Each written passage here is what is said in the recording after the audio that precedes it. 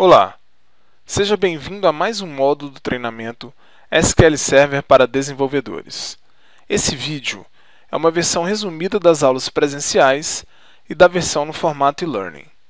Nesse módulo, falaremos sobre índices, mais especificamente seus fundamentos, estruturas e usabilidade. Meu nome é Gustavo Maia Guiar e sou MVP especialista em SQL Server. Antes de propriamente introduzir o assunto índices, gostaria de citar um trecho do livro do Itzik Ben-Gun, um dos maiores escritores de SQL Server na minha opinião. Enquanto alguns aspectos de otimização podem melhorar o desempenho em percentuais modestos, os índices podem melhorar o desempenho em ordens de magnitude. De fato, há várias formas de propor otimizações no SQL Server e em outros bancos de dados em geral. É possível ampliar as capacidades dos subsistemas de disco e armazenamento, reescrever uma consulta para explorar construções mais performáticas, refazer o modelo de dados, reduzindo o nível de normalização, entre outras. São alternativas muito úteis e frequentemente utilizadas, mas nenhuma delas se equipara a uma boa estratégia de indexação. É evidente que olhar apenas os índices de forma isolada não levará ao desempenho máximo, mas sem dúvida nenhuma, os índices podem fazer muito pela performance de um banco de dados, e por isso é tão importante conhecê-los, saber como funcionam e onde utilizá-los. Por se tratar de uma versão resumida, o assunto está dividido em apenas 4 partes. A primeira parte, falamos de algumas situações do dia a dia, que envolvem alguma lógica de pesquisa e indexação, bem como os principais algoritmos de busca para fundamentar o estudo dos índices. A segunda parte foi dedicada à aplicabilidade dos algoritmos de pesquisa, em especial as árvores, na recuperação de registros em banco de dados. Vimos como o uso de árvores balanceadas pôde proporcionar um acesso rápido e acelerar pesquisas. Tanto na primeira parte quanto na segunda parte, não falamos especificamente de SQL Server. A terceira parte contemplou as implementações de árvores balanceadas em banco de dados em geral, com foco maior no SQL Server. Vimos as estruturas de armazenamento de índices clusterizados, índices não clusterizados e tabelas heap. A quarta parte fala dos efeitos que algumas instruções DML podem provocar sobre os índices, também conhecidos como page splits. Alguns conceitos utilizados pelo otimizador para avaliar se o índice deve ou não ser utilizado de forma a favorecer uma busca, e, por fim, alguns mitos comuns sobre o assunto indexação. Nessa versão resumida, não irei abordar outros assuntos relacionados, como estratégias de indexação, metodologias de análise, ferramentas para avaliação e sugestões de índices, fragmentação ou fontes de metadados. Esses assuntos, embora tão importantes quanto os que são abordados nesses vídeos, são apresentados apenas nos módulos presenciais e e-learning. Nos vídeos anteriores, fizemos uma explanação dos índices em bancos de dados, com grande foco no SQL Server. Começamos com alguns conceitos e algoritmos relacionados à atividade de pesquisa de dados até chegarmos às árvores binárias. Posteriormente, mostramos a aplicação das árvores em banco de dados e as estruturas de armazenamento no SQL Server, representada pelos índices clusterizados, índices não clusterizados e as tabelas heap. Boa parte do conteúdo proposto para esse módulo foi detalhado, mas o foco maior foi dado para situações onde os índices já estão criados e os dados não sofrem alteração. As operações de manipulação de dados orientadas à atividade de escrita também influenciam e são influenciadas pelos índices e merecem certa atenção.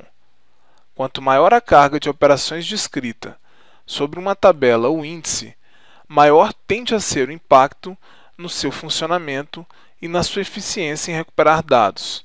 Por consequência, os cuidados em torno dessa tabela ou índice.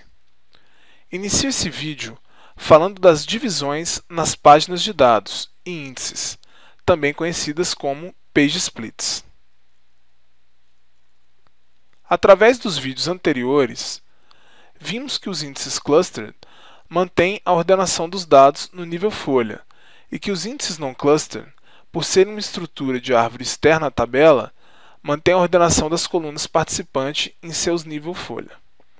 Uma vez que essas estruturas representam um mapeamento mais eficiente para a localização de um determinado dado, é natural que as operações que manipulem os dados afetem essas estruturas de uma forma ou de outra. Algumas operações têm um impacto muito reduzido sobre os índices, enquanto outras têm efeitos mais significativos. Mostrarei algumas das situações comuns em que esses impactos ocorrem. Uma inserção de um registro ao final da tabela implica apenas em alocar os dados na última página ou, eventualmente, alocar uma nova página ao final da tabela para acomodar essa inserção. Após a inserção ocorrer, os índices non-clustered devem ser todos atualizados para refletir o novo registro. Uma atualização que mantém o registro na mesma página não incorre em nenhum impacto para a tabela e só afetará os índices que façam parte das colunas atualizadas. Caso a coluna atualizada faça parte do índice clustered da tabela, se houver, será necessário atualizar os índices non-clustered para refletir os novos valores. A exclusão de registros apenas libera o espaço do registro nas páginas de dados, mas somente após a reorganização da tabela é que o espaço será de fato liberado, caso o mesmo não seja reaproveitado por novos registros. Além da exclusão do registro, será necessário excluir esse apontamento de todos os índices non-clustered, se houver. As situações descritas acima têm baixo impacto sobre as estruturas de índices. Existem outras situações que podem representar impacto mais alto, como a inserção de registros no meio da página, em tabela clusterizada. Imagine, por exemplo, uma tabela de clientes cujo índice clustered seja CPF. Nesse caso, os registros tendem a estar ordenados por CPF. Supondo que existam CPFs, iniciando entre 1 e 9 nessa tabela. Uma inserção de um registro cujo CPF inicie em 4 deverá ser alocado no meio da tabela, provocando problemas na garantia da ordenação dos registros. Nesse caso, não existem somente os impactos tradicionais de novos registros, como a movimentação de outros registros, para que a ordem seja preservada. A atualização hipotética de um CPF nessa tabela também provoca impactos. Se o registro está localizado em uma determinada página e movimenta-se para outra página, será necessário garantir a ordem dos registros, e isso implica em movimentações de registros para garantir essa ordem, algo certamente dispendioso para uma simples atualização. Adicionalmente, será necessário atualizar todos os ponteiros dos índices non-cluster nesse caso. Se a tabela não fosse clusterizada, ou seja, fosse uma heap table, o custo de atualização dos índices non-cluster ainda seria necessário, pois o ponteiro nesse caso leva a referência da página. A heap table só dispensaria o overhead de garantir a ordenação. O page split ocorrerá sempre que não houver espaço em uma determinada página intermediária de dados para acomodar as atualizações e/ou os novos registros. Os índices sempre serão impactados por operações discritas sobre os dados, tornando-os mais onerosas, mas o overhead será ainda maior na ocorrência de page splits. Para esclarecer melhor como ocorre o page split, utilizarei uma tabela fictícia com um cadastro hipotético de CPFs importados a partir do cadastro da Receita Federal. Gostaria de ressaltar que esse cadastro é completamente hipotético e pode não corresponder à realidade do cadastro real de CPFs do Brasil.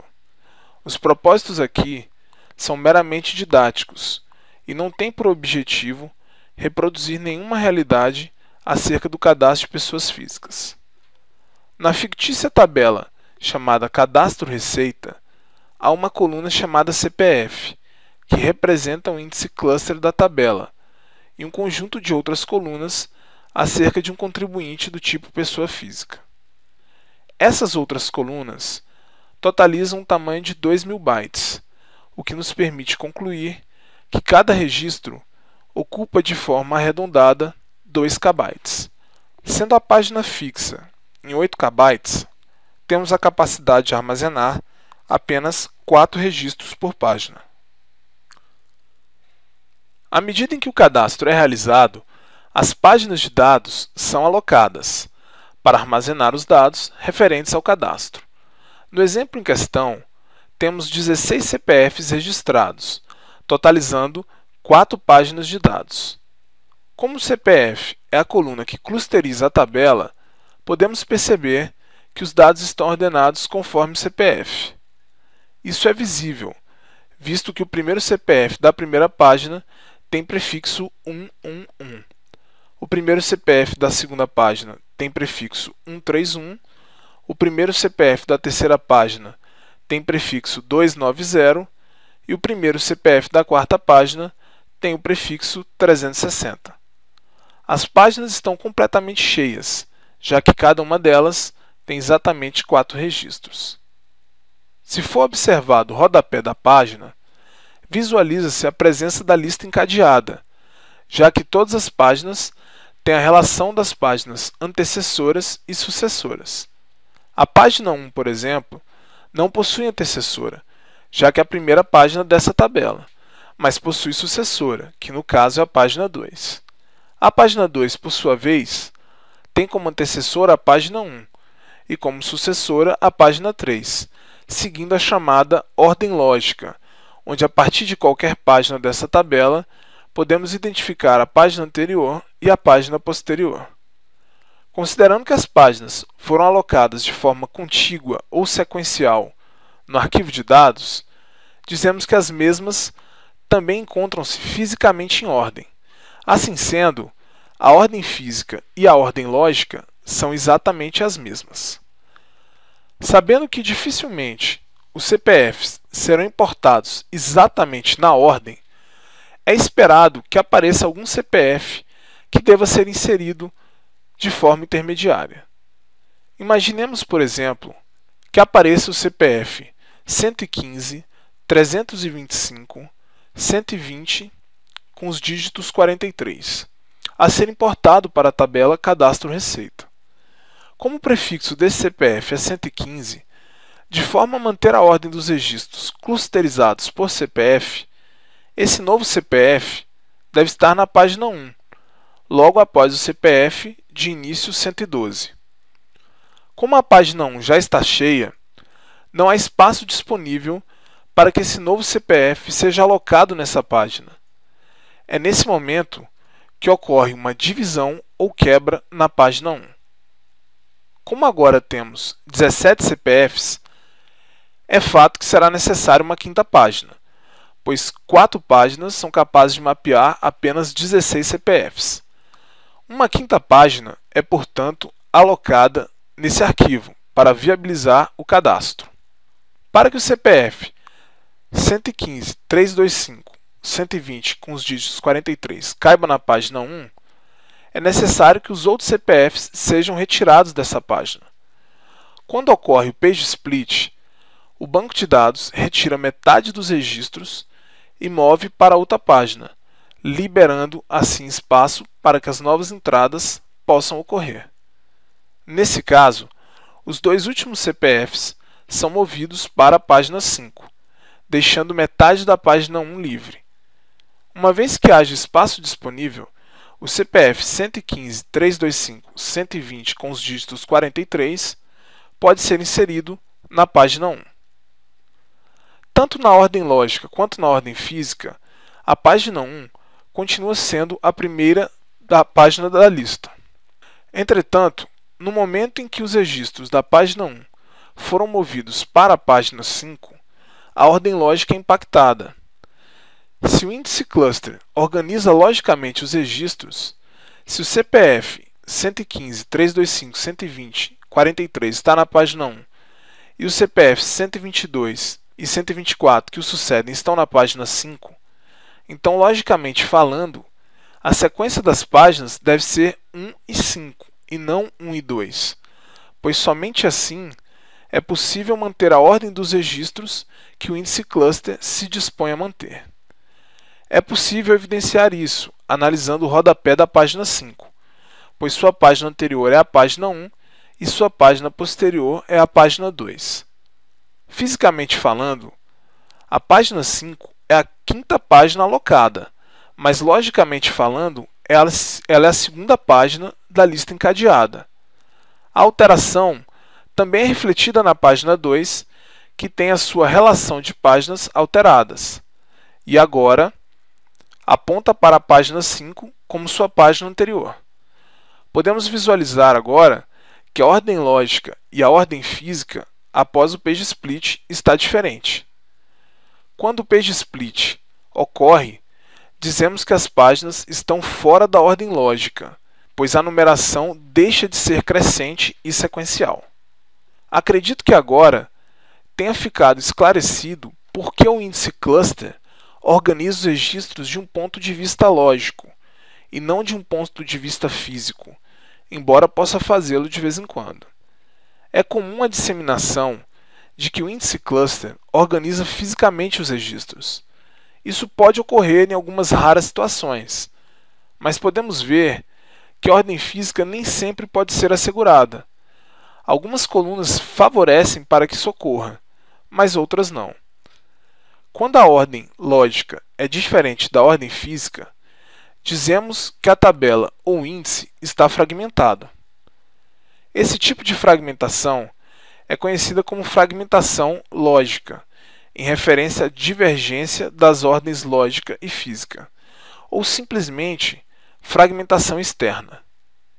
Grandes taxas de fragmentação externa podem levar à lentidão nas pesquisas, especialmente as que são baseadas em range de valores, pois a varredura das páginas no arquivo não será feita de forma sequencial, levando à leitura de várias páginas espalhadas de forma fisicamente aleatória pelo arquivo, ainda que logicamente ordenadas.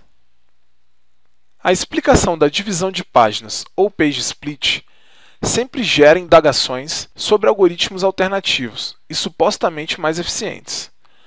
Mostro aqui duas das indagações mais comuns. A primeira proposição é relacionada à ordem física. Ao invés de fazer o page split, não teria sido mais sensato alocar um quinto bloco, empurrar todos os CPFs a partir da segunda metade da página 1, liberando assim espaço para o registro e mantendo assim a ordem física dos registros? Essa é uma proposição interessante. Se o banco de dados optasse por essa alternativa, teríamos afinal o mesmo cadastro, mas ordenado fisicamente, não prejudicando assim as consultas. Isso é um benefício bem interessante, mas vejamos algumas vantagens do page split sobre essa alternativa. O page split envolveu apenas 2 páginas de dados. Se fôssemos empurrar todos os CPFs, iríamos envolver 3 páginas de dados. Admito que uma página a mais não faria diferença, mas como seria se o cadastro tivesse não apenas 4 páginas, mas digamos 100.000 páginas? Um CPF na primeira página, por exemplo, empurraria 99.999 páginas, e isso representaria um esforço em termos de I/O muito grande. Se não bastasse, imagine vários inserts simultâneos provocando esse efeito. O page split moveu apenas 2 registros para a página 5, deixando os demais 14 registros intactos.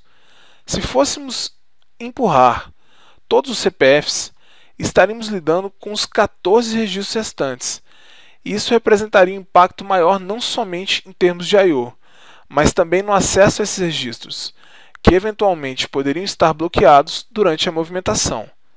Supondo que fôssemos empurrar não apenas 14, mas milhares de CPFs, isso refletiria diretamente no tempo de resposta da pesquisa. Considerando vários inserts simultâneos, a situação seria ainda mais grave. Uma outra dúvida comum é em relação à quantidade de registros movimentadas pelo PageSplit. Se precisávamos de espaço para apenas um CPF, por que tivemos que mover dois CPFs, ou seja, metade dos registros da página? Por que não mover apenas o espaço para um único registro? Certamente que mover um registro da página 1 para a página 5 é mais fácil do que mover dois registros da página. Mas mover metade dos registros pode prevenir problemas futuros. Veja que se movêssemos somente um registro, após o cadastro do CPF 115.325.120.43, a página 1 ficaria cheia novamente, e um novo registro provocaria um novo PageSplit nessa página. Por outro lado, se movêssemos mais que a metade dos registros da página 1 para a página 5, acabaríamos levando registro demais e aumentando a probabilidade de um novo PageSplit na página 5. Mover metade dos registros é o que melhor balanceia essas duas realidades. Como podemos ver, sacrificar um pouco a ordem física proporciona outros benefícios. É praticamente impossível evitar o PageSplit nas tabelas e índices, pois em algum momento os dados serão trabalhados fora da ordem desejada. Vamos revisar agora a tabela do hipotético cadastro de clientes. Visualizamos aqui um índice clustered sobre a coluna ID e dois índices não clustered sobre as colunas CPF e e-mail. Sabemos que se os registros forem inseridos em ordem de ID, ou seja, o próximo ID é sempre superior ao ID anterior, será mais difícil de ocorrer PageSplit nas páginas de dados da tabela, presentes no nível folha do índice clustered sobre ID. Entretanto, se os registros aparecem por ordem de ID, certamente que não irão aparecer por ordem de CPF e de e-mail, e fatalmente ocorrerão PageSplit nas páginas dos índices de CPF e e-mail, e isso é inevitável. Entretanto, é mais sensato tentar manter a tabela com menos PageSplit do que as estruturas de índices. E é por isso que, sempre que possível, é bom respeitar a ordem da inserção em tabelas clusterizadas. Uma coluna ID, por exemplo, é uma boa candidata ao índice cluster nesse aspecto, pois IDs sempre maiores evitarão a reordenação dos registros. Já a coluna CPF seria uma péssima candidata ao índice cluster, pois como os clientes não são cadastrados com base em seu CPF, a ocorrência de PageSplits seria muito grande caso o CPF clusterizasse a tabela. O mesmo é válido para o e-mail. Evitar a atualização de colunas participantes no índice cluster também é uma boa prática para evitar PageSplits.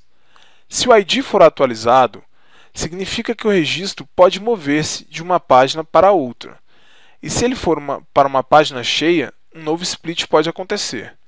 Novamente, um ponto positivo para se clusterizar IDs, pois os IDs não costumam ser atualizados. Um fato que passa despercebido em muitos bancos de dados é que, por padrão, uma chave primária cria um índice cluster com as mesmas colunas. Isso visa facilitar algumas buscas, mas é importante ater-se ao fato de que clusterizar a tabela com base nas colunas participantes da chave primária nem sempre é uma boa ideia. Imagine se no cadastro a chave primária fosse o e-mail do cliente.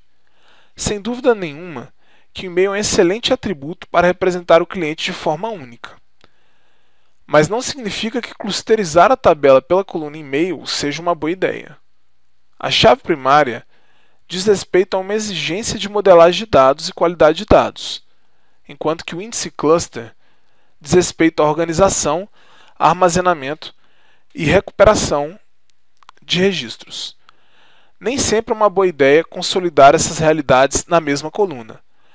É plenamente possível criar chaves primárias não clusterizadas, bastando apenas especificar durante a criação da chave primária que ela irá compor um índice não clusterizado. O fill factor e o pad index referem-se a uma configuração que possibilita deixar um certo espaço vazio nas páginas no nível folha e nível intermediário, respectivamente. Quando espaço adicional é deixado propositalmente nas páginas, as operações que provocariam page splits podem ser evitadas, já que haverá mais espaço disponível nas páginas. Não irei abordar mais detalhadamente esse assunto nesse vídeo, mas deixo como dever de casa uma pesquisa posterior sobre esses termos. A reorganização das tabelas promove a redistribuição dos registros pelas páginas de dados e índices e pode remover a fragmentação deixada por operações de page split. É importante que haja rotinas de manutenção com uma certa periodicidade, evitando essa reorganização. Ressalto que utilizei aqui o termo reorganização em sua forma genérica. Possivelmente, cada banco de dados promove essa atividade com sua peculiaridade. No caso do SQL Server e do Oracle, podemos chamar essa atividade de rebuild. Já no caso do DB2, ela é conhecida como reorg. Até agora, toda a atenção foi dada na explicação dos índices, sua arquitetura interna e seu funcionamento, mas não falamos muito sobre sua usabilidade. Será que o simples fato de existir um índice significa que necessariamente ele será utilizado na busca por um ou mais registros? Vimos que a pesquisa baseada na árvore pode dar aos índices notável grau de eficiência, mas seria possível afirmar que eles serão sempre mais eficientes? Será que a pesquisa ou seek será sempre superior à varredura ou scan? Que fatores deveriam ser considerados nessa avaliação de um índice ser ou não utilizado? Antes de propriamente responder a essas perguntas, vamos analisar algumas características do hipotético cadastro de clientes. No nosso cadastro de clientes, possuem alguns atributos básicos e algumas características de distribuição desses atributos, conforme a tabela a ser exibida. A coluna e-mail, por exemplo, tem um elevado grau de unicidade, visto que o e-mail jamais irá repetir, uma vez que cada cliente possui seu e-mail próprio. Outras colunas, como sexo, possuem apenas duas opções, feminino e masculino, respectivamente, com uma distribuição próxima de 49.500 mulheres e 50.500 homens, e, portanto, uma alta taxa de repetição. Há colunas que ficam no meio termo entre essas realidades, como o caso do nome, que possui 200 variações, o que nos dá uma média de 500 ocorrências para cada um desses 200 nomes, totalizando os 100.000 registros. As distribuições sobre as demais colunas também são apresentadas. Então, podemos observar o comportamento da coluna salário, comportamento da coluna CPF, sobrenome, etc. Devemos lembrar que o cadastro de clientes é clusterizado pela coluna ID e que todas as colunas aqui apresentadas possuem um índice não clusterizado sobre elas, com o intuito de otimizar a pesquisa com base em valores informados para aquela coluna. Revisados esses detalhes, preste muita atenção nas distribuições de valores acerca de cada uma dessas colunas e pense no mecanismo de lookup que os índices não cluster fazem em relação aos dados para permitir sua recuperação. Lembrem-se de que para cada registro retornado é necessário pesquisar a coluna na árvore do índice não cluster, localizar seu ponteiro e, posteriormente, navegar pela árvore do índice cluster e, assim, recuperar os dados. Para deixar você um pouco mais reflexivo, atente-se para o fato de que nosso cadastro possui 944 páginas de dados. Tendo todos esses itens em mente, pense um pouco sobre quais das consultas abaixo seriam candidatas a utilizar índices e não fazer a varredura de todas as páginas de dados. Se preferir, interrompa a reprodução do vídeo e anote no papel as consultas que você acha que utilizariam ou não os índices e o porquê de cada uma dessas respostas. Vamos analisar agora a primeira consulta. É preciso retornar todos os clientes cujo nome seja igual a Raquel. Sabendo que há 200 nomes para os 100.000 clientes, estima-se que haja, em média, 500 ocorrências para cada registro, e possivelmente a consulta deveria retornar algo em torno de 500 registros. Se utilizarmos o índice sobre a coluna nome, teremos que percorrer 3 páginas do índice não cluster e mais 3 páginas sobre o índice cluster. Isso significa algo em torno de 6 páginas por registro. E para recuperar 500 registros, teríamos a leitura de aproximadamente 3.000 páginas. Certamente que o fato de haver vários registros e ponteiros nas mesmas páginas irá diminuir esse número, mas ainda assim, se lêssemos somente o índice cluster à procura de 500 registros, iríamos gastar algo em torno de 1.500 páginas. Uma vez que a tabela possua 944 páginas de dados, é mais eficiente varrer a tabela inteira do que utilizar o índice nesse caso. A segunda consulta busca os dados dos clientes com base em um determinado CPF. No cadastro de clientes, o CPF pode ser utilizado pelos cônjuges ou pelos filhos, o que permite inferir uma baixa taxa de repetição. Se utilizarmos um caso drástico, em que o mesmo CPF é utilizado 22 vezes, um titular, a esposa e os 20 filhos, e 6 páginas de dados, 6 páginas por registro, teremos então a leitura de aproximadamente 120 páginas, né? Então, se o CPF tem 22 repetições e cada repetição ocupa 6 páginas, as 22 repetições com 6 páginas daria aí um total de 132 páginas. Isso é bem mais econômico do que varrer as 94 páginas de dados, e possivelmente o índice sobre CPF seria utilizado nessa situação. A terceira consulta recupera todos os clientes do sexo feminino. Sabemos que há 49.555 mulheres, 550 mulheres no cadastro.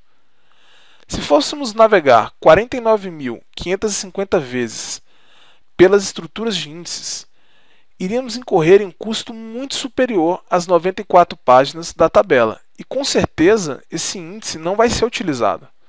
A quarta consulta faz uma pesquisa pelo e-mail do cliente.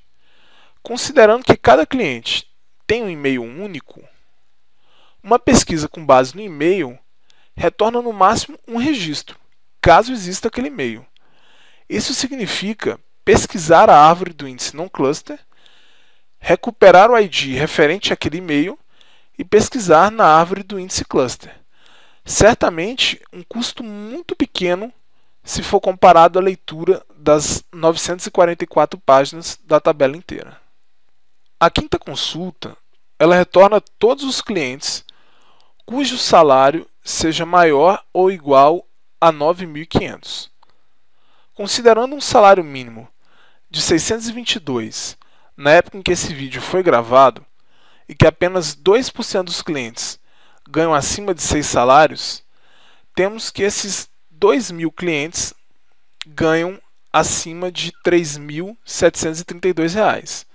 Então, 2% ganham acima de 6 salários, o cadastro tem 100.000 pessoas, então 2.000 pessoas, 2.000 clientes, ganham acima de R$ 3.732, que é o que representa 6 salários mínimos, considerando o salário mínimo de R$ 622.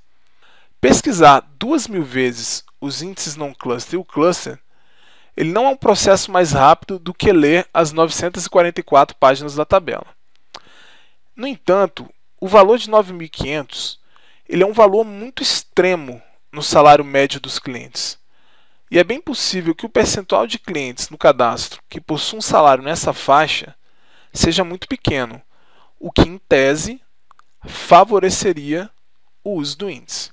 O objetivo desse rápido exercício foi desenvolver um certo raciocínio próximo do utilizado pelo otimizador na avaliação de índices. Como podemos ver, quanto maior o número de registros que uma consulta retorna, menor é a probabilidade de utilização de índices não cluster, pois mais navegações são necessárias. Vimos também que quanto mais única uma determinada coluna for, maior a chance do índice ser utilizado.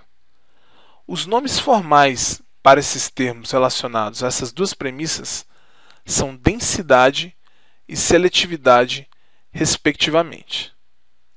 Densidade é uma medida para avaliar a taxa de repetição de valores em uma determinada coluna ou conjunto de valores.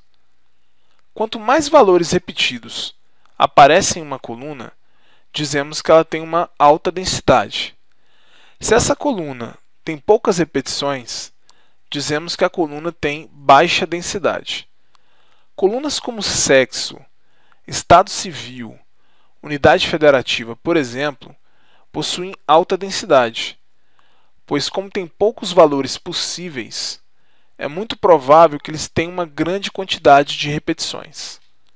Seletividade é uma medida que avalia o quão único os registros são e tem sentido contrário ao da densidade. Quanto menos repetições uma coluna ou um conjunto de colunas possuir, maior a seletividade.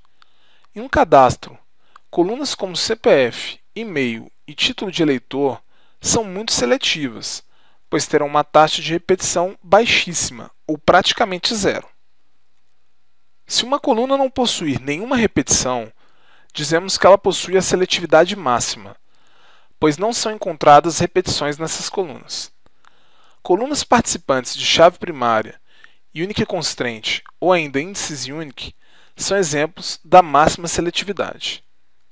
Quanto mais seletiva é uma coluna, maior a probabilidade de que os índices não cluster sobre aquela coluna sejam utilizados, pois menos registros serão retornados.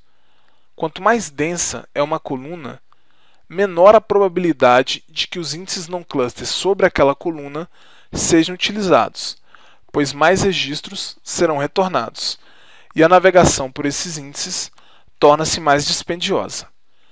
Índices cluster normalmente não são afetados pelas taxas de seletividade e densidade, pois como representam a própria tabela, não há muita opção senão utilizá-los. Ainda assim, devemos procurar tornar as consultas seletivas, para que elas retornem o resultado esperado com eficiência.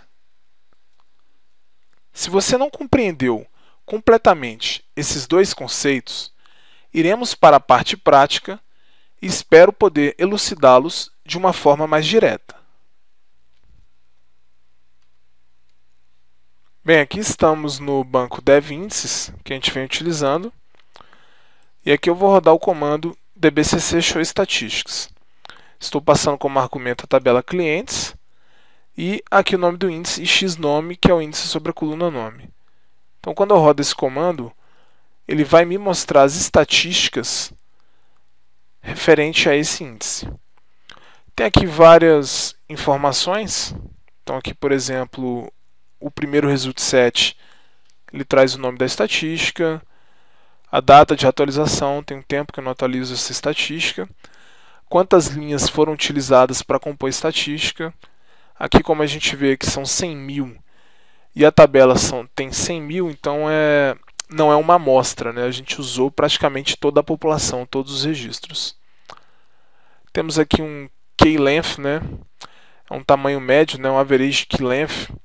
É um tamanho médio dos registros que compõem essa estatística. Então a gente tem aqui um tamanho médio de 10,31 bytes, que é a média obtida entre eu somar o tamanho de todos os registros e dividir pela quantidade.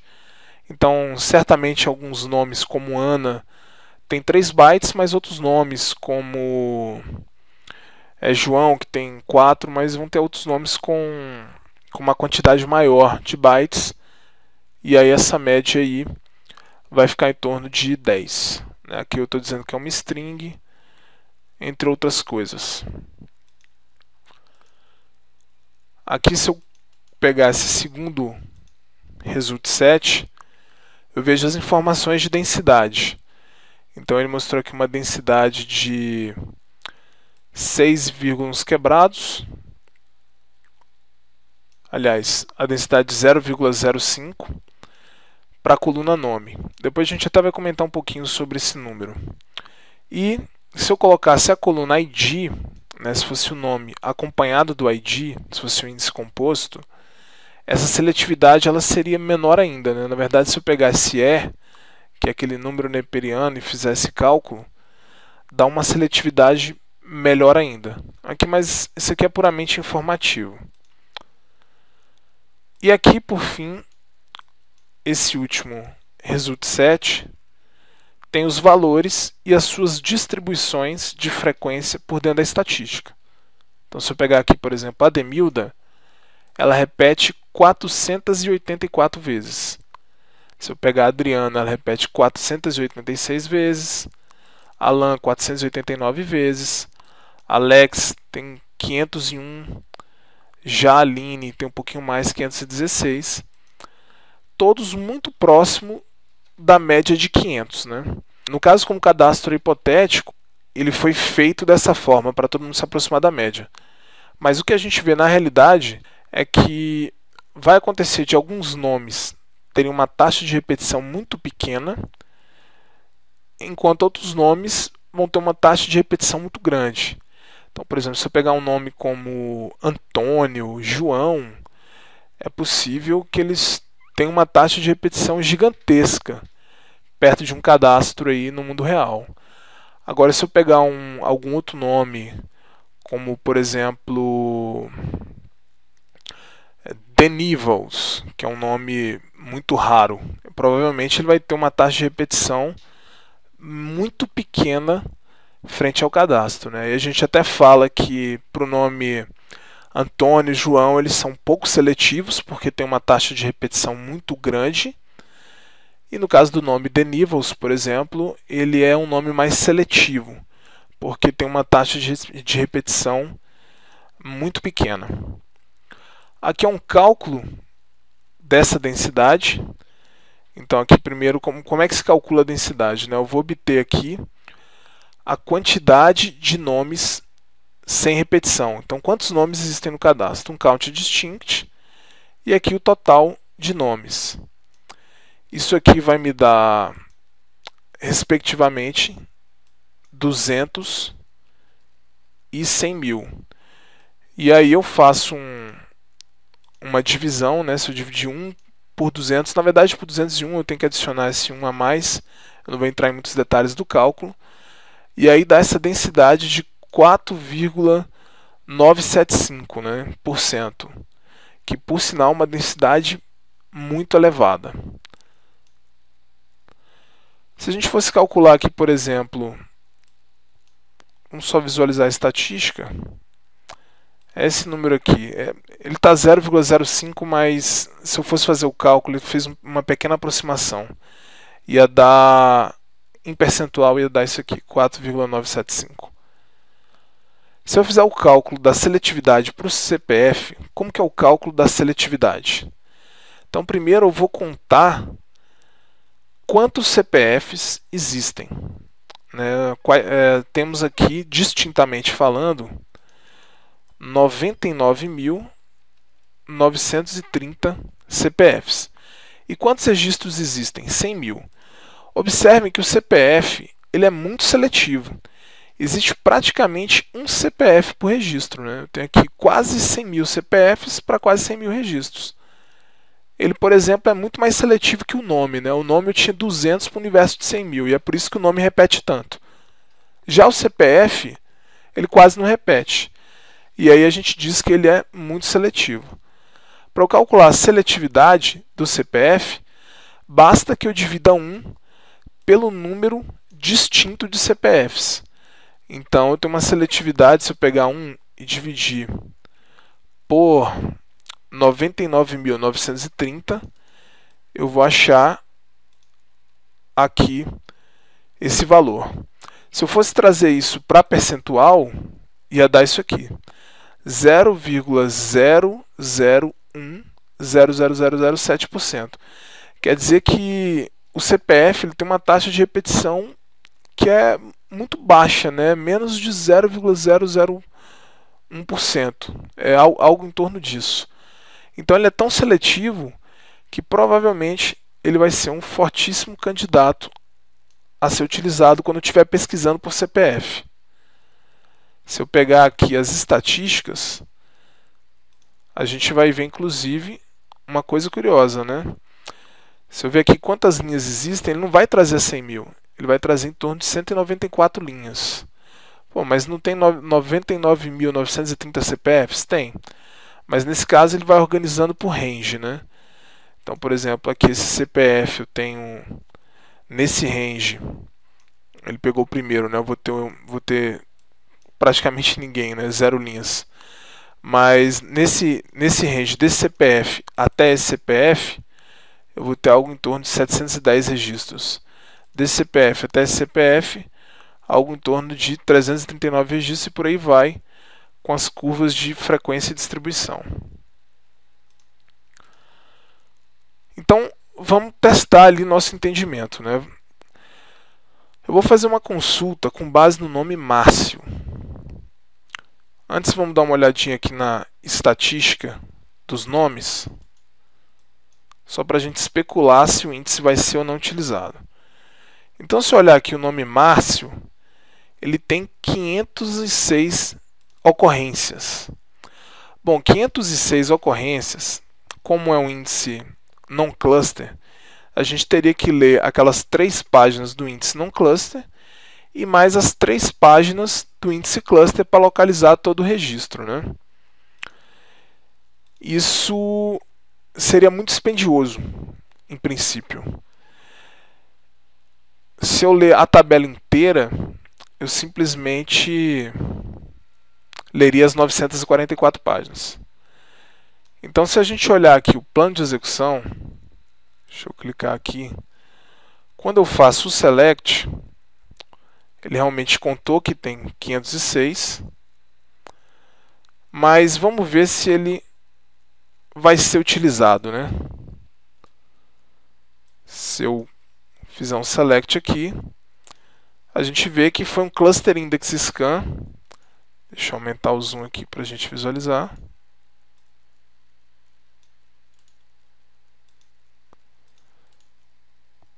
A gente vê que foi um cluster index scan sobre a tabela clientes, ou seja, ele não usou o índice para retornar o Márcio. Ele simplesmente varreu a tabela. Por quê? Porque como tinha 506 ocorrências, igual a gente viu na estatística, ele teria que fazer 506 lookups do índice não cluster para o índice cluster. E isso ia ser muito dispendioso. Então, para trazer aqui todos os Márcios, ele preferiu fazer uma varredura. Se eu fosse calcular a seletividade para o Márcio, eu tenho aqui 100 mil, né? Pegaria aquele 506. E aí, quando eu divido 506 por 6 mil, por 100 mil, eu chego numa seletividade de 0,506%. Ou seja, ele não é muito seletivo. E é por isso que ele não usou o índice para pesquisar. Aí eu pergunto, qual seria a seletividade mínima e a máxima possível, né? A seletividade mínima seria se o determinado valor repetisse para todas as colunas, né? Se todas as colunas tivessem um campo com o mesmo valor, a gente teria a chamada seletividade mínima. Então eu dividiria, o cálculo da seletividade é sempre 1 dividido pelo número de ocorrências, né? Número de ocorrências sem repetição. Então, se todo mundo tem o mesmo valor, né? Se eu tenho uma coluna que ela tem o mesmo valor para todos os registros, a seletividade seria 1 dividido por 1, que daria 1. Ou seja, uma seletividade de 1 ela é muito ruim. E a seletividade máxima seria uma coluna que não repete para nenhum registro, ou seja, todo registro tem um valor diferente. Por exemplo, ID. Então seria 1 dividido por 100 mil. Ou seja, porque se eu tenho uma coluna que o valor nunca repete, significa que eu tenho 100 mil registros distintos. Então 1 dividido por 100 mil daria uma seletividade 0, a gente pegaria aqui 0,000, aqui é o 10 mil, aqui é o 100 mil. É isso mesmo. Em termos percentuais, seria isso aqui. Então ele seria a seletividade máxima possível. O ID, por exemplo, ele tem essa seletividade. Vamos calcular a seletividade aqui para esse CPF, né? O 647-378-942-96. A gente já sabe que o CPF em si ele é muito seletivo. Existem 4 registros para esse CPF 647. Então eu vou ter que dividir esse 4 pela quantidade de registros possíveis. Então, para esse CPF, ele tem uma seletividade de 0,0004, vou botar em termos percentuais, 4%. Então, 0,004% é uma taxa de seletividade muito elevada. Provavelmente, se eu fizer um select na tabela, ele vai utilizar o índice. Então, se a gente olhar aqui o plano de execução, a gente visualiza que o índice foi utilizado, né? Então, podemos ver aqui que ele foi no índice non-cluster, aqui o nome do índice, XCPF, fez o lookup na tabela de clientes e retornou os 4 registros. Ele fez isso porque ele considerou que era mais barato navegar no índice non-cluster e fazer 4 lookups do que varrer todas as tabelas e descobrir quem que tinha esse CPF aqui. Isso só foi possível porque, consultando a estatística, ele percebeu que tinha uma alta seletividade. E a gente percebe de fato. Vamos procurar esse CPF aí. É o 647-378, né? Vamos ver se a gente acha ele aqui. 647-378.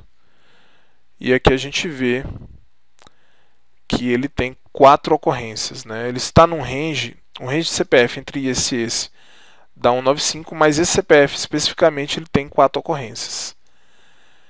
Na verdade, se a gente olhar aqui, CPF a CPF, né? Eles têm baixíssima taxa de repetição, eles são praticamente únicos. Mas um ou outro tem repetição. Aquele que a gente estava procurando tem 4 repetições, mas ainda assim ele continua muito seletivo. Ainda falando sobre seletividade, densidade. Então vamos agora pesquisar aqui o ID 10. Quem é o cliente de ID 10? Vamos aqui, o cliente de ID 10 é o Francisco Caron. Aí tem aqui o CPF dele, sexo, no caso da sexo homem, né? H de homem, o e-mail e o salário dele. Eu vou mudar o nome dele para Zilmar. Zilmar, vamos mudar o nome dele para Zilmar. E vamos pesquisar aqui de novo. A gente vai ver que o nome do Edson, o nome do Francisco, mudou para Zilmar. Se a gente pesquisar aqui na estatística, a gente vai visualizar as distribuições. Observe que não existe ainda o nome Zilmar na estatística. Então, eu não tenho aqui, o último nome que eu tenho é William. Então, significa que a estatística ela não está refletindo 100% da tabela. E, de fato, não é porque eu fiz um update que a estatística vai ser atualizada na mesma hora, né? É preciso ocorrer algumas condições para que essa estatística sofra uma nova atualização. Então, mesmo que eu marque lá o Automatic Update Statistics, não quer dizer que para cada registro que alterar, a estatística imediatamente vai estar alterada. Tem uma série de eventos. Agora, se eu desmarcar aquela propriedade Update Statistic, ou seja, falar não vai atualizar a estatística, a estatística ela não vai ser atualizada nunca, nunca mesmo. E só se a gente for lá manualmente ou em uma tarefa de manutenção, mandar atualizar a estatística para ele refletir os valores. Aí vem a pergunta, se eu pesquisar agora o cliente chamado Zilmar, será que ele vai usar o índice ou não? Vamos pensar um pouquinho. Para saber se vai usar o índice ou não, é primordial que a estatística seja pesquisada. Quando ele chegar na estatística, ele não vai encontrar o nome Zilmar. Então o nome Zilmar não tem aqui. Então, se ele não encontrou o nome Zilmar na estatística, ele está pressupondo que Zilmar não existe. Então, se ele não existe, ele teria 0 ocorrências, né? Seria mais barato eu pesquisar o índice para confirmar isso aí do que varrer toda a tabela. É claro que, gente, isso é uma estimativa, porque a gente sabe que o Zilmar existe, mas a estatística está me dizendo que ele não existe. Então, pela inferência, se ele não existe, se ele existe ou não, só pesquisando para saber. A gente não pode só confiar na estatística. A estatística falou que não tem, então não tem. Não.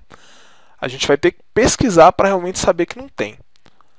Mas pela estatística não tem. Então o otimizador ele infere que essa verificação para saber se tem ou não tem é mais barata de fazer pelo índice.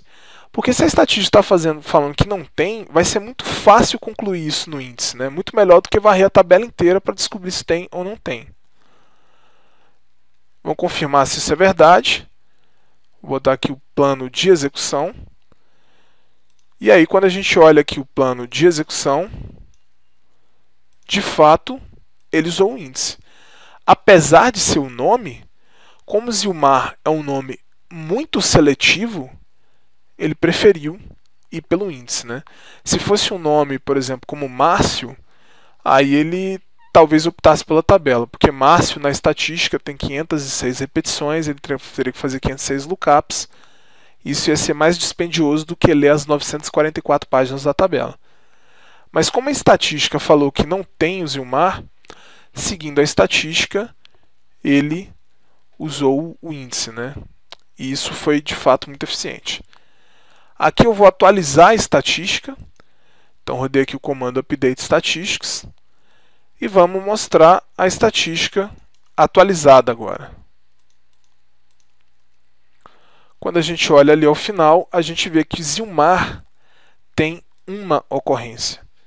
Então se eu pesquisar um nome, por exemplo, como William, o otimizador, a exemplo do Márcio, não vai usar o índice. Por quê? Porque pela estatística tem 482 repetições e eu teria que fazer 482 lookups. Isso é dispendioso. Agora, no caso do Zilmar, tem uma única ocorrência. Então, nesse caso, é mais barato, muito mais barato, fazer esse lookup do que varrer toda a tabela à procura do Zilmar. Então, a gente percebe aqui que a estatística, às vezes, mesmo desatualizada, ela pode levar a decisões interessantes. Agora, é claro que se essa estatística ela começa a ficar muito defasada em relação aos dados, aí a gente poderia, por exemplo, ter decisões equivocadas. Vamos supor, por exemplo, que aparecessem aí mais 1000 ocorrências do nome Zilmar. Ora, se o Márcio com 506 ocorrências já não usa o índice, Zilmar com 1000 ocorrências também não vai usar o índice, muito menos, né? Então, se a estatística não for atualizada e ela continuar refletindo 1, quando eu pesquisar Zilmar, ele vai pelo índice, mesmo sendo uma escolha ruim. Então, por isso que a estatística ela tem que estar sempre atualizada. Como a gente viu, ela não atualiza tão automaticamente, mas foi um nome à parte. À medida que a gente vai inserindo, atualizando vários registros, e aquela opção de atualização de estatística ela está marcada, a gente começa a ver a estatística sendo atualizada mais frequentemente de forma a diminuir essa defasagem. Aqui tem uma consulta interessante. Vamos mostrar todos os clientes que comecem com a letra Z. Então tem aqui where nome like Z. Será que essa consulta vai usar o índice ou não? Ah, tem um índice na coluna nome, então automaticamente vai usar o índice. Não, esse raciocínio não é correto. Não é porque eu estou pesquisando pela coluna nome e tem um índice na coluna nome que ele vai usar o índice automaticamente. Na verdade, quando ele perceber que existe um where nome like, ele, opa, deixa eu ver se tem um índice na coluna nome, né? Isso porque eu tenho uma letra aqui. Se eu botasse um percent antes, aí não tinha como saber. Mas como eu tenho o nome like Z, a primeira coisa que o otimizador vai fazer é pesquisar na estatística. E aí ele vai ver, olha, com Z só tem uma ocorrência. Então, como só tem uma ocorrência, compensa fazer o lookup. Vamos supor que, além do Zilmar, tivesse a Zilu. Então, seriam duas ocorrências, né? Os dois obedeceriam esse predicado aqui do where nome like Z. Nesse caso, só tem o Zilmar. Então, ele vai sim usar o índice. A gente visualiza aqui que ele usou o índice, né? Fez aqui o seek no cliente, na tabela cliente, pelo índice, localizou os IDs, fez os lookups e aí pôde trazer as outras colunas presentes na tabela, no caso no índice cluster, que é a própria tabela. Então tudo vai depender da estatística. E a estatística, ela é uma ferramenta muito interessante para testar esses conceitos de densidade e seletividade. Então a regra geral é, quanto mais seletivo for a sua condição, então nesse caso nome like Z, essa é uma condição muito seletiva, porque ela traz um único registro no universo de 100 mil. Então quanto mais seletivo for o seu predicado, maior a probabilidade dele utilizar o índice. Quanto menos seletivo for o seu predicado, maior a probabilidade dele desprezar o índice. Se você preferir, você pode falar como densidade, né? Quanto maior a densidade, né, maior a chance dele desprezar o registro, né? Quanto menor a densidade, maior a chance dele aproveitar o índice, né? Então aqui nesse caso a gente viu que é muito seletivo. Isso aqui foi para a gente exemplificar esses conceitos de densidade e seletividade. Então isso prova para a gente que não basta criar índice, né? Às vezes a gente tem um problema de lentidão, um problema de performance e escuta lá alguém mais desavisado, olha, tá lento, cria índice. Não, às vezes eu posso criar um índice e não vai adiantar nada, a consulta vai ficar lenta porque ela não é seletiva o bastante.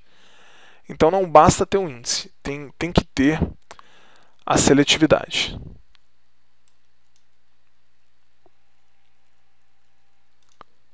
Então, para finalizar, vamos agora enumerar alguns mitos comuns quando se fala em índices no SQL Server. Alguns são mais comuns do que outros, e eu não sei propriamente por que eles são tão disseminados, mas certamente você já esbarrou ou vai esbarrar com algum deles qualquer hora dessa. Então, o primeiro mito diz que o índice cluster organiza fisicamente os registros. É muito comum ver essa afirmação em vários livros e materiais de indexação. O índice cluster ele até pode organizar fisicamente os registros, mas isso é mais exceção do que regra. Ao criar um índice cluster, os registros até podem ser organizados fisicamente por ele, mas à medida que novos dados e alterações aparecerem, é provável a ocorrência de page split. E essa ocorrência de page split ela vai acabar por fragmentar o índice, e nesse caso, como foi demonstrado, alguns registros vão ser movimentados e a ordem física não vai ser mais garantida. Então, o índice cluster, ele organiza os registros, sim, mas ele vai organizar eles por uma ordem lógica, ou seja, ele vai manter aquela lista encadeada. Mas nem sempre essa ordem lógica é a ordem física.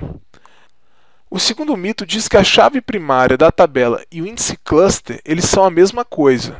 Bom, para que seja possível evitar repetições, toda chave primária, ao ser criada, ela estabelece ali em background um índice para garantir unicidade de registro. Então isso aí, qualquer banco de dados, quando você cria uma chave primária, ele cria um índice. Por que quando eu crio uma chave primária ele cria um índice? Bom, o objetivo da chave primária é evitar que haja repetição. E a melhor forma dele evitar, dele pesquisar se tem repetição ou não, quando ele for testar aquela chave primária, é com índice. Então, se eu tenho um índice na coluna chave primária, quando eu for inserir um novo registro, para ele saber se vai repetir ou não, ou vai violar a chave, ele precisa fazer uma pesquisa. E para fazer uma pesquisa eficiente, ele precisa de um índice. Então, criou a chave primária, ele vai criar um índice ali por debaixo dos panos para garantir essa unicidade. Só que esse índice, quando eu crio ele no SQL Server, por padrão, ele é clusterizado. Então, cria a chave primária, por padrão, é um índice clusterizado. Isso, entretanto, não significa que eles sejam a mesma coisa. A chave primária ela é apenas uma restrição para que a coluna ou o conjunto de colunas não repita. E já o índice cluster ele é uma estrutura que influencia a organização da tabela através de determinados campos, determinadas colunas. Embora quase sempre eles estejam juntos, já que quando a gente cria a chave primária ele cria um índice cluster, não significa que eles são a mesma coisa. É possível criar chave primária que implementa um índice num cluster. E é possível também que a chave primária seja um conjunto de campos e o índice cluster seja outro. Então eu poderia, por exemplo, no meu cadastro, perfeitamente ter um índice cluster na coluna ID e ter uma chave primária na coluna CPF. Isso aí seria perfeitamente implementável. E aí a chave primária e o índice cluster estariam atuando sob colunas diferentes, o que prova que eles não são a mesma coisa. O terceiro mito diz que as páginas de uma tabela clusterizada sempre seguirão uma sequência. Na verdade, isso aí é uma variação do primeiro mito, de que o índice cluster organiza fisicamente as tabelas. Então, assim, se o índice cluster organiza fisicamente as tabelas, as páginas de uma tabela clusterizada sempre seguirão uma sequência. Isso seria verdade se o page split não acontecesse. No momento em que ocorre o page split, as páginas podem ficar fora da ordem, ainda que a lista linkada tenha o controle das páginas antecessoras e sucessoras. Então a gente viu ali naquele exemplo do CPF claramente que tinha uma ordem, a página 1, depois a 2, depois a 3. No momento que ocorreu o page split, a ordem ficou a página 1, a página 5 e a página 2. A lista linkada de páginas é aquela. Tudo bem que no arquivo, fisicamente falando, está a página 1, a página 2, a página 3. Mas logicamente falando, está a página 1, a página 5 e a página 2. Então, se eu fosse fazer um scan, uma pesquisa que tivesse alguns critérios para trazer registro dessas páginas, possivelmente ele iria na página 1, depois na página 5 e depois na página 2. Então, ele seguiria a ordem lógica. Então, as páginas de uma tabela clusterizada, elas não necessariamente vão seguir uma sequência. É muito provável que não sigam, porque, como a gente viu, o page split ele pode acontecer. O quarto mito diz que toda tabela tem que ter um índice cluster. Nas versões do SQL Server anteriores ao 2008, era muito comum exigir que uma tabela tivesse um índice cluster. Por que isso era exigido? Exigido assim, era uma boa prática. Você podia criar uma tabela sem índice cluster perfeitamente. A heap table, aí na época do SQL 2005, SQL 2000, você não tinha como desfragmentar. Então, à medida que sua tabela começava a ficar fragmentada, não havia um comando para você desfragmentar uma heap table. Não tinha esse comando. E aí o único jeito era você ou criar um índice cluster sobre a tabela e depois matar, ou você criar uma nova tabela e inserir os registros. Isso aí era muito dispendioso, era muito complicado, não tinha esse comando. A partir das versões posteriores ao 2008, você tem um comando que é o alter table com parâmetro de rebuild, e aí ele pode desfragmentar heap tables, ele não desfragmenta só tabelas clusterizadas. A recomendação ela não deixou de ser ruim. A gente vê que o índice cluster ele influencia determinados comportamentos. Você pode, por exemplo, fazer uma pesquisa de range baseada no índice cluster e Isso é eficiente, mas você não tem nenhum problema em termos de fragmentação se você não utilizar o índice cluster, né? Então, esse mito aí ele não é mais verdadeiro. Não quer dizer que não deixe de ser uma boa prática. Temos aqui um quinto mito que diz que um registro sempre permanecerá na mesma página. Isso também não é verdade, porque para que isso pudesse ocorrer, não poderia ocorrer page split na tabela, já que o page split faz a divisão das páginas e quando ocorre essa divisão, ele movimenta metade dos registros para balancear. Numa dessa, pode ser que o registro mude de página. Ainda que o page split não ocorra, uma atualização de um registro que não caiba na página ou a atualização de uma coluna do índice cluster também é movimentar o registro. Então vamos supor que não tem page split, né? Vamos supor que a gente tivesse um banco de dados que, quando eu inserisse um novo registro, ele empurrasse os registros. Mas só no que ele empurrou o registro, já tem registros que podem mudar de lugar.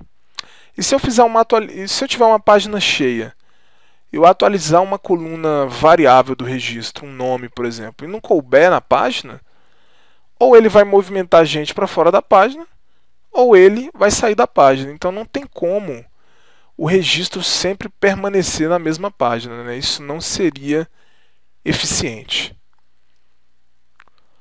O sexto mito diz que após definida a página root, ela nunca mais vai mudar. Então criei o índice, ficou lá a página root e aquela vai ser a página root para sempre. Bom, de fato, o nó root ele tem muito menos mudança que os nós intermediários, que por sua vez tem menos mudança do que os nós folhas, né? A gente viu lá nos vídeos anteriores que as mudanças, os registros vão aparecendo, as páginas do nó folha, no nível folha, elas vão sendo alocadas. Aí depois que você aloca uma determinada quantidade de páginas, a mudança no nível intermediário, e depois que você muda o nível intermediário, a mudança no nível raiz. Mas, embora isso seja mais demorado, quanto maior o nível, mais alto o nível, mais demorado isso fica, ainda assim o nó root sofre alterações. E ele sofre com as alterações dos outros níveis, então não tem nenhuma garantia de que ele vai permanecer o mesmo. Se eu criar um índice sobre uma tabela vazia, provavelmente ela vai ter um nível. À medida que os registros forem aumentando, aquele índice vai passar por 2 níveis. Depois para 3, depois para 4, e só nisso o nó root já sofreu alterações. O sétimo mito diz que se houver um índice, ele sempre será utilizado na execução de uma consulta. A verdade é que se houver um índice, ele será avaliado pelo plano de execução. Avaliado para saber se pode ou não ser utilizado. Como vimos, se o índice não for seletivo bastante, seu uso é bem mais caro do que ignorá-lo. E é por isso que muitas vezes o otimizador pode optar ou não por utilizar determinados índices, né? Aos que desejarem saber mais sobre a divisão de páginas ou page split, bem como os conceitos de densidade e seletividade que fundamentam o uso de índices, disponibilizo aqui alguns links de referência para estudo posterior. Um grande destaque para os 2 últimos links. O primeiro é um roteiro para entender mais a fundo a aplicação da densidade, seletividade e estatísticas na avaliação dos índices, e o último é do meu grande amigo Fabiano Neves Amorim, que, na minha opinião, é a melhor referência atual no assunto Query Optimizer do Brasil, e com grande destaque na comunidade SQL Server mundial. Nesse link, ele relata algumas curiosidades sobre estatísticas e otimização muito interessantes. Você acabou de ver mais um vídeo do curso de SQL Server para desenvolvedores. Meu nome é Gustavo Maia Guiar e hoje falamos sobre divisões de páginas e fundamento de avaliação de índices nas consultas. Muito obrigado.